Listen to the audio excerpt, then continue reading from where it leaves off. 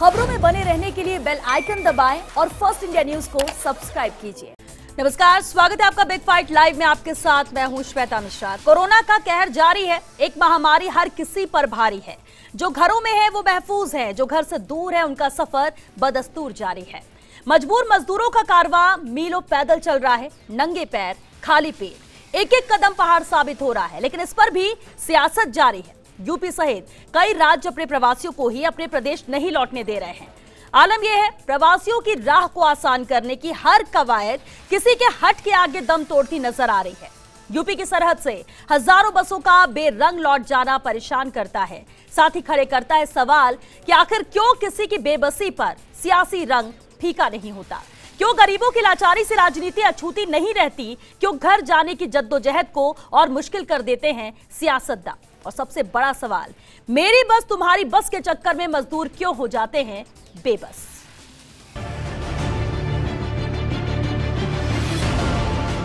आपको भाजपा के झंडे लगाने हैं, इन पे अपने भाजपा के स्टिकर लगाने हैं तो बेशक लगाइए, बेशक लगाइए। आपको अगर कहना है कि आपने उपलब्ध कराई हैं तब भी कराइए। मुख्यमंत्री योगी आदित्यनाथ और डिप्टी सीएम दिनेश शर्मा जी दोनों को इस्तीफा दे देना चाहिए, क्योंकि उनको भारत सरकार के कानून का ही पता नहीं है। वो भारत सरकार के आदेश की अवहेलना कर रहे हैं।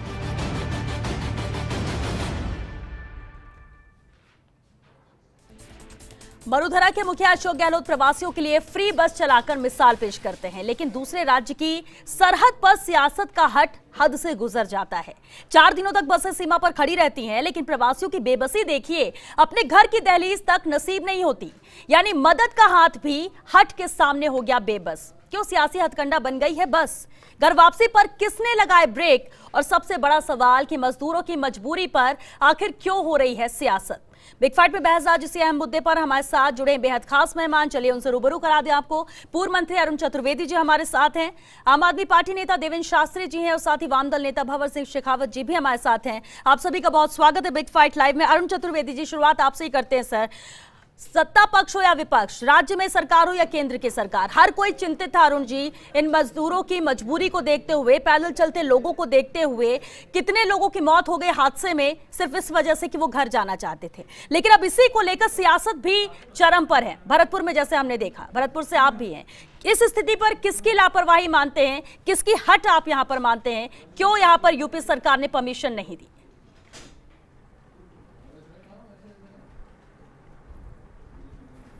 देखिए, अब आपने जो बात कहा है, सबके लिए, हम सबके लिए चिंता का विषय है कि कोरोना जैसा संकट इतिहास के कभी पन्नों में देखने को नहीं मिलेगा और सारी दुनिया इससे त्रस्त है।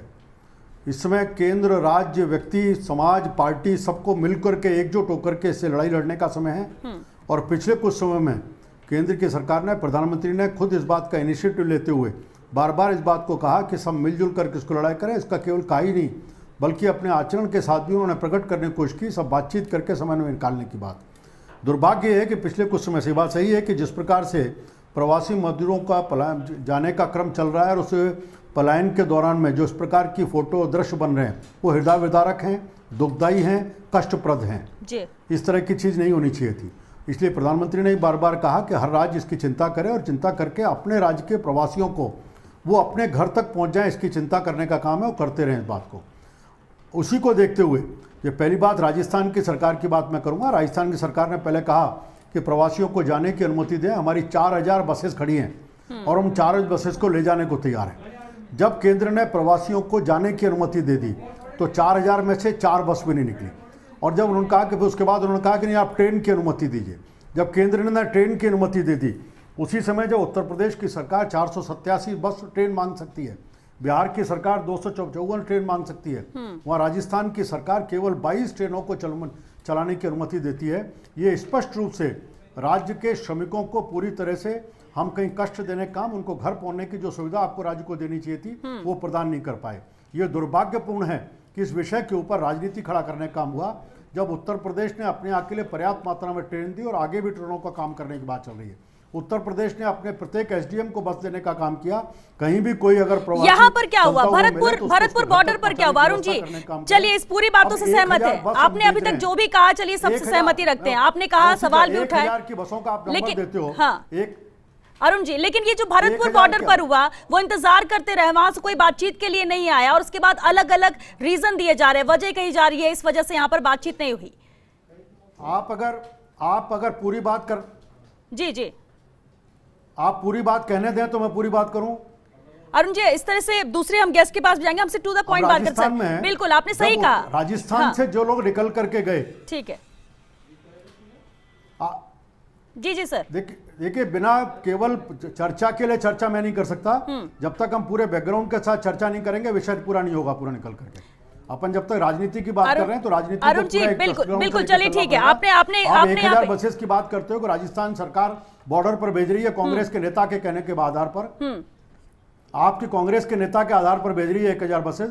आपके राजस्थान से सारे निकल के गए, उन लोगों को आपने उत्तर प्रदेश पहुंचाने की बात क्यों नहीं की, उससे बसों में बैठा करके वहां भेजते, आपने वहां तक पैदल चल के गए। और आज जब आप बस की बात कर रहे हो, किसकी बात कर रहे हो? पिछले 4 दिन से वहां एक भी व्यक्ति भरतपुर के बॉर्डर के ऊपर, ऊंचा नगला के ऊपर, बहज के ऊपर एक भी व्यक्ति नहीं है। किसको ले जाने की बात कर रहे हो? बस के ले जाने ये बसेस भेजकर वहां से लोगों को लाने की बात कर रहे हैं। अरुण जी वापस आपके पास लौटेंगे सर। भंवर सिंह जी, रीजन जो दिया जा रहा है, हालांकि उत्तर प्रदेश से भी अगर हम बात करें, उप मुख्यमंत्री हैं दिनेश शर्मा जी, वो सीधे तौर पर कहते हैं कि बस यहाँ पर उनका मेंटेनेंस सही नहीं था, बहुत सारे ऐसे रीजन थे और हम मजदूरों की जान को जोखिम में नहीं डाल सकते और इस वजह से हमने यहाँ पर परमिशन नहीं दी। राज्यों के स्तर पर बात होनी चाहिए थी, उनका कहना है कि राज्यों के स्तर पर कोई बात ही नहीं हुई है। बसेस खड़ी हुई हैं, इंतजार कर रही है कि एंट्री मिले, परमिशन मिले, वहां से मजदूरों को लाया जाए। मजदूरों के लिए सब हितैषी बन रहे हैं, लेकिन उनके लिए जो सही कदम उठाने चाहिए उस पर कोई साथ नहीं आ रहा है। मैं इसके पीछे सबसे बड़ा बैकग्राउंड बताता हूं कि भारत सरकार नहीं चाहती कि मजदूर गुजरात से जाएं। गुजराती लोग इन्हीं मजदूरों के पीछे करोड़पति अरबपति बन रहे हैं। ये वही मजदूर है जो वहां के कारखानों को चला रहे हैं, वो इंडस्ट्रीज को चला रहे हैं। गुजरात की सारी इंडस्ट्रीज बंद होने वाली है, इसलिए इन सरकारों ने, जो भारतीय जनता पार्टी की सरकारें, वो चाहती नहीं है कि मजदूर वहां से आ जाए और वहां के कारखाने वगैरह जो है बंद हो जाए। लेकिन उन्होंने तनख्वाह नहीं दी मार्च की, उनको अप्रैल का वेतन नहीं दिया है। जयपुर के अंदर मैं बता दूं आपको, टाटा ने वेतन नहीं दिया, रिलायंस ने वेतन नहीं दिया, ये जो है अपने मारुति, उसने वेतन नहीं दिया मजदूरों को आज तक भी। तो आज ये लोग वेतन नहीं दे रहे तो मजदूर करेगा क्या? वो इतना दुखी है कि वो घर छोड़ने के लिए मजबूर है, उधर किराएदार उसको मार रहा है। अभी नीमराना का मैं नीमराना का केस बताता हूं कि एक ठेकेदार के 25 मजदूर घर जाना चाह रहे थे। चलिए सुनिए, आपने कहा कि मजदूरों की मजबूरी सब समझ चुके हैं, कुछ शब्दों की भी जरूरत नहीं, जिस तरह की तस्वीरें यहाँ पर सामने आई। लेकिन सवाल उठता है कि उनको बस, पैदल वो जा रहे हैं, बस मुहैया कराई जाती है, पूरी फैसिलिटी देने की बात की जाती है, लेकिन यहाँ पर सियासत गर्म है, यहाँ एक दूसरे पर क्रेडिट लेने की होड़ बची हुई है। सरकार जो है, वहां के जो डिप्टी सीएम जो बोल रहे हैं, शर्म आनी चाहिए। उन्होंने आके मेडिकल चेकअप करा उसका गाड़ियों का, वो बहुत बड़े मिस्त्री है, उनको शर्म आने की बात है। 897 बसें करीबन उसमें ओके पाई गई है। आप उनको तो इजाजत दो ना। एक तरफ कह रहे हैं कभी टेम्पो आ गया, कभी कह रहे हैं उसका नंबर आ गया, फिर अभी रिलीज हुआ है वहां के ऑर्डर पे कि 897 बसें करीब ओके है इसमें। तो आप उन बसों को तो जाने देते ना, लेकिन एक भी बस नहीं चलने दी गई, एक भी बस चलने नहीं दी। जाने नहीं दे रहे, इसका मतलब सीधा सा है आप राजनीति कर रहे हैं। अगर देवेंद्र शास्त्री जी, एक वजह अगर ये होती कि हाँ ठीक है मेंटेनेंस ठीक नहीं है, मजदूरों की जान को जोखिम नहीं ले सकते इसलिए हम परमिशन नहीं देंगे, अगर इतनी सारी बसों में कुछ % बसें खराब थी अलग कर देते, कुछ बसों को तो जाने दिया जाता।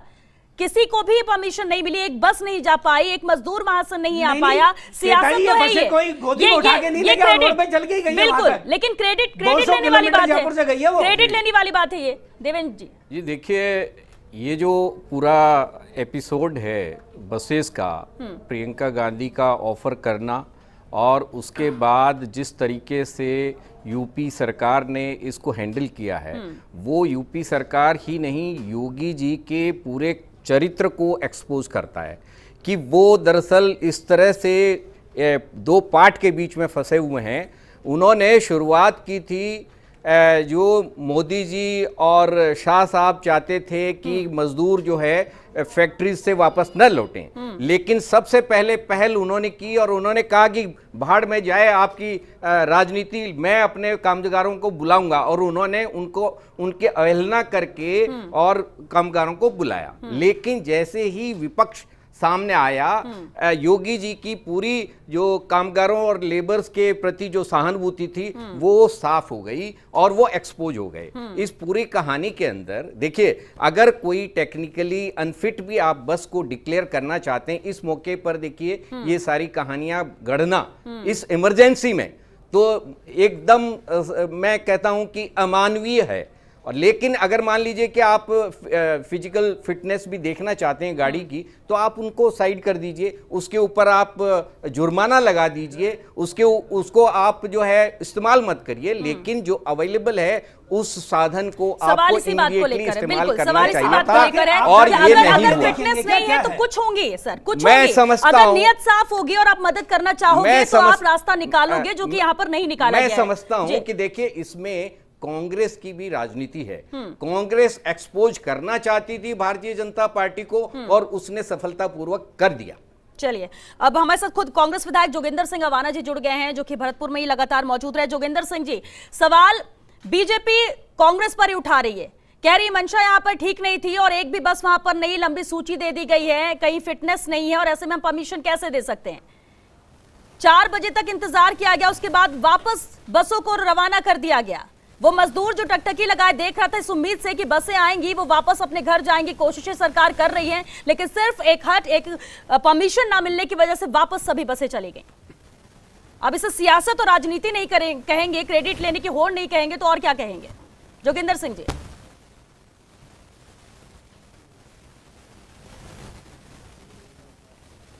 देखिए, बहुत दुर्भाग्य है इस देश का कि जिस तरह उत्तर प्रदेश के जो हमारे मुख्यमंत्री जी योगी जी, प्रियंका जी ने जिस तरह उनको चिट्ठी लिखी, उसके बाद उन्होंने अनुमति दी और अनुमति देने के बाद में वहां के प्रशासन ने जिस तरह आपने देखा होगा कि कल बसों को परमिट नहीं दिया, उत्तर प्रदेश की सीमा में घुसने नहीं दिया।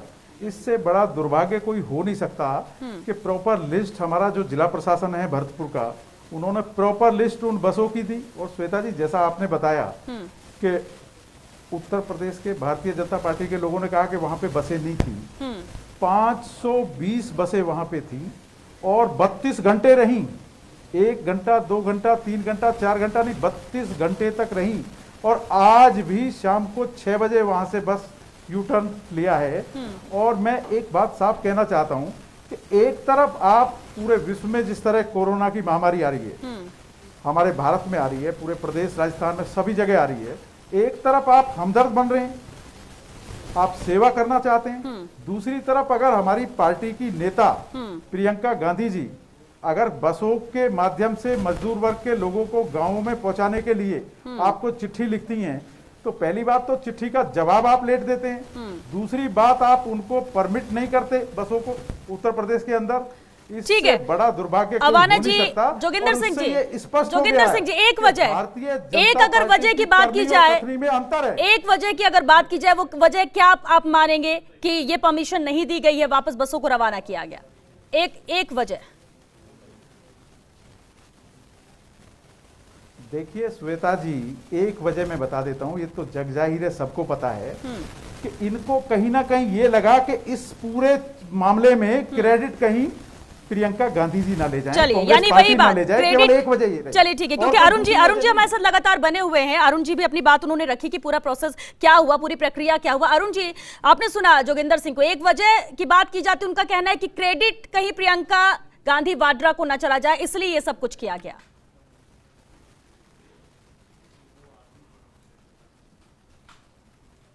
देखिए, मैं एक बात बड़ी स्पष्ट कहूंगा, जोगेंद्र जी इस बात को थोड़ा रिकलेक्ट करेंगे जी।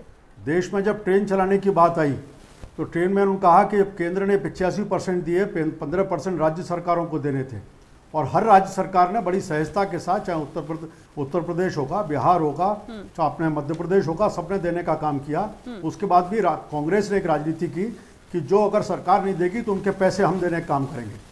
जब केंद्र और रेलवे पहले ही घोषणा कर चुका था कि जो भी ट्रेन चलेगी उसका 85% खर्चा हम वहन करेंगे, तो आपने ये वक्तव्य देकर के किसको इंप्रेस करने की कोशिश कर रहे थे और एक भ्रम की स्थिति पैदा करने का प्रयास है। और इसी स्थिति में जब आप कहते हो कि 1000 बसें हमारी हैं, आपकी 1000 थी या 200 बस थी, मैं उस बात में नहीं जाना चाहता, लेकिन बस किसके लिए लेके गए थे? पूरा पैसा लिया गया है।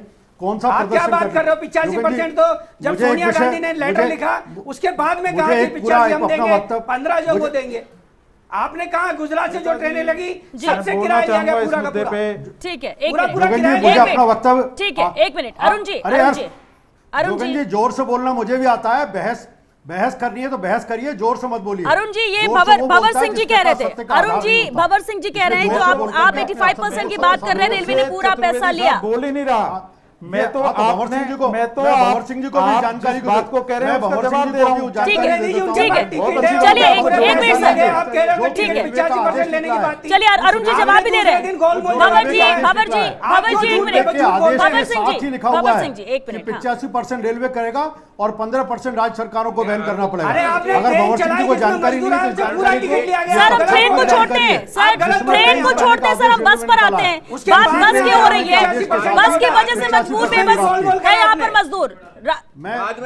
अरुण जी एक मिनट सर, चलिए ठीक है, ट्रेन को नहीं, देखिए सियासत हर चीज को ले रही है, हम बस को लेकर बात कर रहे हैं, हम बस को लेकर बात कर रहे हैं। एक मिनट बाबर सिंह जी, गुजरात से चली, कर्नाटक से चली, उनसे पैसा चलिए ठीक है बाबर जी। 1000 बसेज आपने किसके लिए दिए? ये 1000 बस आपको अलाउ कर देनी चाहिए ना। 1000 बसेज किसके लिए जाके खड़ी की? वहाँ कोई 2 आदमी भी है क्या जिनको ले जाने की बात करते हो? क्या बहस के ऊपर या ऊंचा रगड़ा के ऊपर इतने लोग खड़े हैं जिनको ले जाने की अगर कोई मदद करने आ रहा है गाड़ी बैठा तो ले जाओ। एक मिनट जोगिंदर सिंह जी, अगर आप इन गाड़ियों को अलाउ कर देते आपको क्रेडिट मिलता इसमें, आपकी इतनी बुराई नहीं होती। अब आपकी जो बुराई हो रही है, जो थूथू हो रही है बीजेपी की, वो सामने आ गई पूरे जग में कि बीजेपी की करनी और कथनी में अंतर है। अरुण जी अगर आप इन गाड़ियों को अलाउ कर देते तो आपको फायदा ही मिलता, कोई नुकसान नहीं होता। अगर आदमी नहीं थे मजदूर तो मजबूर था, उसके छाले पड़े हुए, पैरों पे प्लास्टर बंधे, अपनी माँ को गोदी में ले जा रहा है, उनको मदद चाहिए। मजदूरों को लेकर आने के लिए बसे थी सर, मजदूरों को लेकर आने के लिए बसे थी। एक मिनट अबाना जी, रोटी दे रहा है, कौन गाड़ी दे रहा है, ऊंचा नगला के ऊपर। चलिए ठीक है, एक मिनट जोगिंदर सिंह जी, बहज के ऊपर ऊंचा नगला के ऊपर 25 आदमी भी हैं क्या जिनको लेके जाए बसेज? जोगिंदर सिंह, चलिए ठीक है सर, जोगिंदर सिंह जी तो वहीं पर मौजूद रहे 2-3 दिन से। एक मिनट बाबर सिंह जी एक मिनट जोगिंदर सिंह जी, मैं वही बात कह रहा हूं। चलिए ठीक है जोगिंदर सिंह जी, एक मिनट सर वापस लौटते हैं आप। जोगिंदर सिंह जी, हाँ जोगिंदर सिंह जी, चतुर्वेदी साहब मेरी बात को भी सुन लें। एक तो मैं आपको स्पष्ट कर दूं अरुण चतुर्वेदी साहब कि ये बसों का मामला है, ये ट्रेनों का मामला नहीं है। भारतीय जनता पार्टी पे मुद्दे को डाइवर्ट करना बहुत अच्छा आता है, लेकिन आप सुन लीजिए, और ये मेरे अपने जिले दोनों बातें जोड़ के की है, और अगर हम दोनों बातें नहीं बोलेंगे तो कांग्रेस का चरित्र सामने नहीं आएगा। हमारा था वो बॉर्डर में, मैं भरतपुर का ही रहने वाला हूं जोगिंदर जी, आपको जानकारी शायद होगी इस बात कहना चाहता हूं। और जितना बहस को आप नहीं जानते, जितना ऊंचा नगला को आप नहीं जानते, उतना मैं जानता हूं। मुझे जानकारी है, तो आप बात करो ना, मैं आपको जवाब दूंगा ना चतुर्वेदी साहब, आपको जवाब दूंगा ना। अगर आपको जानकारी है तो बहज और ऊंचा नगला जितना मैं जानता हूं शायद आप नहीं जानते होंगे उतना। श्री योगी साहब एक तरफ, तो आप सुन लीजिए ना, मुझे आप बहस करो ना, आप मुझसे आओ ना, मैं बात। जोगिंदर सिंह जी अपनी बात रखिए, सुन रहे हैं अरुण जी, सुन रहे हैं। मुख्यमंत्री जी हमारी नेता श्रीमती प्रियंका गांधी जी को चिट्ठी लिखते हैं, एक तरफ चिट्ठी लिखते हैं और अनुमति देते हैं, वहीं आपका प्रशासन आगरा के जिलाधिकारी वो बसों को परमिट नहीं करते। मैं आपसे पूछना चाहता हूं, क्या मुख्यमंत्री से बड़ा वहां का प्रशासन हो गया जिले का? मैं आपसे कहना चाहता हूं कि जिन मजदूरों की आप दुआई दे रहे हैं आज पूरे देश में, आज जिन मजदूरों के पैरों में छाले पड़ गए, चलते चलते हजारों किलोमीटर चलते चलते घर से बेघर हो गए बेचारे, आज उनके लिए अगर हमारी नेता प्रियंका गांधी जी बसों की व्यवस्था करती हैं तो आप परमिट नहीं करते, आप हमारे जोगिंदर सिंह जी गिरफ्तार कराते। चलिए जोगिंदर सिंह जी जरा, क्योंकि आप वहां पर मौजूद थे, एग्जैक्ट फिगर बता दीजिए। जोगिंदर सिंह जी आप क्योंकि वहां पर मौजूद थे, एग्जैक्ट फिगर बता दीजिए, कितनी बसें वहां पर खड़ी थी और इतने टाइम से इंतजार करने के बाद क्या किसी तरह का जवाब वहां से आया? क्योंकि इंतजार तो ये होता रहा कि वार्ता होगी, बातचीत होगी, बताया जाएगा, 4 बजे तक का अल्टीमेटम था, जब कुछ नहीं हुआ तो बसें लौट गई। ये भी पूछ लीजिए मजदूर कितने थे बॉर्डर पे, जोगिंदर सिंह जी। नहीं, बसेस के साथ ये भी पूछ लीजिए मजदूर कितने थे वहां पर। बसेस तो खाली ही जा रही। बढ़िया आपको जवाब दूंगा। राजस्थान का एक बॉर्डर बता दीजिए जहां पे मजदूरों की संख्या आपको सैकड़ों में दिख जाए। और मैं उत्तर प्रदेश की बात कहता हूं, आप मजदूरों की बात कर रहे हैं, उत्तर प्रदेश के अंदर आपकी सरकार है और आज कासना जो क्षेत्र है, जो सूरजपुर क्षेत्र है, इन्हीं बसों के कारण कितने मजदूर हजारों की संख्या में आपकी पुलिस ने उनको सूचना दी कि बसें राजस्थान से आ रही हैं और आप वेट करिए, हजारों की संख्या में तड़पते रहे, भूखे प्यासे तड़पते रहे। मैं सुबह से कई चैनलों पे देख रहा हूं। और दूसरी बात मैं बसों की बताता हूं, श्वेता जी ने जो बसों का जिक्र किया, 540 बसों की सूची आपके जो आगरा के प्रशासन है, वहां के जो एसडीएम है, वहां के जो एसपी हैं, कल उनको हमारे जो यहाँ के एसडीएम थे भरतपुर के, उन्होंने सूची दी और सूची लेके जब वो चले, बाकायदा फिटनेस सर्टिफिकेट भी थे, सारे पूरी सूची उसमें थी, कंडक्टरों की थी, ड्राइवरों की थी, पूरी सूची प्रॉपर दी। और वो गए और उसके बाद में वो आए और परमिशन लेके आए और उसी टाइम अचानक एक फोन आया, मुझे नहीं पता कि वो कहां से फोन आया था। वहां जो संबंधित अधिकारी मौजूद थे उन्होंने कहा कि एक फोन आया, वो धीरे से पीछे हुए और जो परमिशन का लेटर था उसको वापस लिया और कहा कि अभी इसमें कुछ करेक्शन करके हम लेके आते हैं, और उसके बाद में उन्होंने परमिशन नहीं दी। और नहीं दुख के साथ मुझे कहना पड़ रहा है कि जिस तरह आप दुआई दे रहे हैं मजदूरों के हित की, आप भारतीय जनता पार्टी के लोग दुआई दे रहे हैं, आप जिस तरह की छल मजदूरों के साथ कर रहे हैं, जीवन में मजदूर आपको कभी माफ नहीं करेंगे। अरुण जी, चलिए ठीक है, अरुण जी आपने बात सुनी, सर आपका भी इसी पर प्रतिक्रिया चाहेंगे।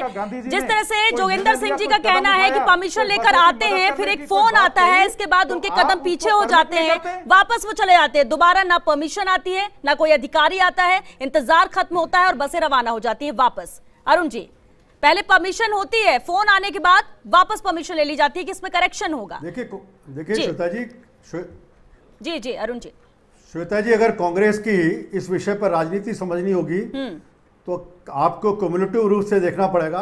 अपन ये नहीं कर सकते कि एक एक्ट के आधार पर कांग्रेस की राजनीति को पूरी तरह समझ जाएं। इसलिए मैं फिर जोड़ूंगा, पहले तो रेलवे पर जोगिंदर सिंह जी उसका जवाब भी दे दें कि आपने इस बात पर राजनीति के, अमर सिंह जी कह रहे थे मैं उसका विषय बाद में भी, इसके बाद में उनसे बात करके कर लूंगा। आपने उस पर राजनीति खड़ा करने का काम किया, राजस्थान में ट्रेन नहीं ली, केवल 22 ट्रेन ली, और आज जब आप ट्रेन की बात कर रहे हो, मैं जोगिंदर सिंह जी से पूछना चाहूंगा कि आप 540 बस कहते हो, 540 बसों के लिए क्या 540 लोग भी पिछले 3 दिन से बॉर्डर पे हैं क्या, बहज के ऊपर, ऊंचा नगला पर? पहले आपने बहज के ऊपर खड़ा किया और उसके बाद बहज से आकर के ऊंचा नगला आपने केंद्र बनाया, केंद्र बना करके आपने लोग नहीं है तो किनको ले जाने की आप परमिशन मांग रहे हो? क्या खाली बसों को ले जाना है उत्तर प्रदेश में? और उस उत्तर प्रदेश को खाली बसों के आधार पर क्या दिखाना चाहते हो? जब उत्तर प्रदेश सरकार ने अपने प्रत्येक व्यक्ति को, मुझे पूरा वक्तव्य करने दीजिए, मुझे पूरा वक्तव्य करने दीजिए, मैंने आपको बीच में नहीं रोका था, इसलिए मुझे पूरा वक्तव्य करने दीजिए। करें मैं आपको जवाब दूंगा सर, क्योंकि वक्त खत्म हो रहा है, इसलिए बात अपनी खत्म करिए अरुण जी, वक्त खत्म हो रहा है। सरकार अपने मजदूरों को खुद चिंता कर रही है, केंद्र ने पूरी रेलवे की बात की, आप राजस्थान में तो दे नहीं रहे अपने लोगों को, और उत्तर प्रदेश के लोगों के लिए बसों की बात कर रहे हो। राजस्थान में आपने कहा था 4000 बसेज हैं, 4 बस भी आपका परिवहन मंत्री दे पाया क्या? जो आना चाहते हैं सर, जो यूपी से आना चाहते हैं बसेस उनके लिए थी, उन्हें लाना है अपने प्रदेश में, अगर प्रवासी फंसे हुए हैं, पैदल आ रहे हैं तो उनके लिए व्यवस्था करना चाहिए। जी अवाना जी एक लाइन में सर, क्योंकि वक्त खत्म हो गया। जवाब चतुर्वेदी साहब को दूंगा। जी सर, चतुर्वेदी साहब, लेकिन वो कोई लोग तो आप जी बस एक लाइन में सर, अवाना जी बात खत्म करिए। हाँ, ऊंचा नंगला पे कितने मजदूर थे? चतुर्वेदी साहब आप डिबेट में आ गए, आपको ये जानकारी नहीं है कि बसों को नोएडा जाना था, आपकी सरकार ने नोएडा बस मांगी थी, आप डिबेट में आप मुझसे बहस कर रहे हैं। ये सारी बसें नोएडा जानी थी, नोएडा के बॉर्डर पे जानी थी, वहां से जो देश भर के मजदूर यूपी बॉर्डर पे आए हुए हैं उनको लेके इनको जाना था। चलिए नहीं पता कि ऊंचा नंगला से जानी थी या कहां से जानी थी। चलिए सर, क्योंकि वक्त खत्म हो चुका, बहुत शुक्रिया आप सभी का इस चर्चा में शामिल होने के लिए। इंतजार बसों का था, बेबस मजदूर इंतजार करता रह गया, बसें भी नहीं पहुंची, सियासत भी यहाँ पर गर्म रही नजर आई, और सबसे बड़ी बात यह है कि क्रेडिट लेने की होड़ थी, इसे साफ कहा जाएगा। परमिशन पहले मिलती है, फिर वापस ले ली जाती है, मेंटेनेंस फिटनेस की बसों की बात कही जाती है, सब कुछ होता है, बस मजदूर को बस यहाँ पर नहीं मिलती है। और बेबस मजदूर आज भी है, इंतजार आज भी वो कर रहा है। अब देखना होगा कि कल की जब सुबह होती है तो क्या नया मुद्दा आता है। इसे लेकर सभी ये बात जरूर कह रहे हैं कि हाँ, हम हितैषी है मजदूरों की, उनकी मदद करना चाहते हैं, मदद पहुंच नहीं रही है, इसके लिए जरूर कुछ सोचना होगा। चलिए इसके साथ बिग फाइट लाइव में फिलहाल के लिए इतना ही। नमस्कार।